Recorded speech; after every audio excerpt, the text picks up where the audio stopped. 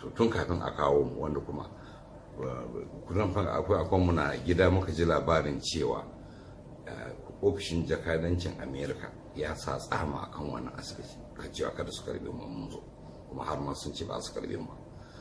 To samu na tantu a ce wani wuri in aka zo din, to daga baya kuma sai aka ce mana an warware wannan matsalan, yanzu sun yadda.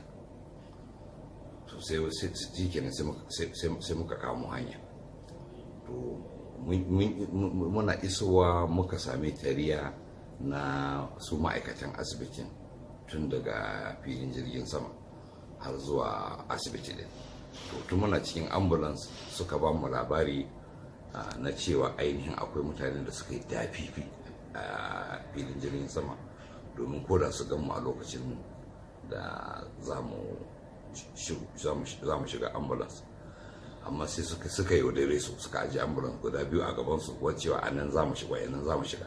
Amma sai suka ɗauke mu a wani ambulance suka fita da mu, saboda haka mutanen da suka yi dafi mun san ba wanda ya ko da ya hango mu.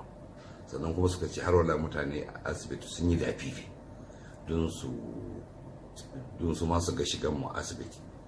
So sai ma sai suka ce amma muka je za a shiga ta kofan baya ne. Suka ce sun yi haka ne saboda yawan mutanen nan mai yiwa su kamar da suka ce da ingilisi mobile mutum ne mutane saboda suna ƙwarin ko su taɓa mutum ko sauransu ya zama haka ne wani abu ya kawo haka ne suka ce.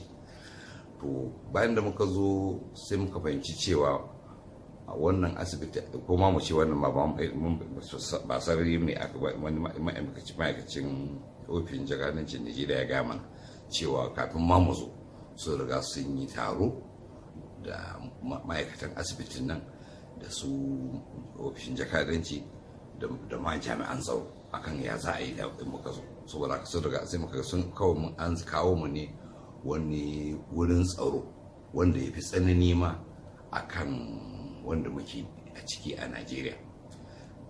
Sai zama har yanzu suka shigo da 'yan sanda da bin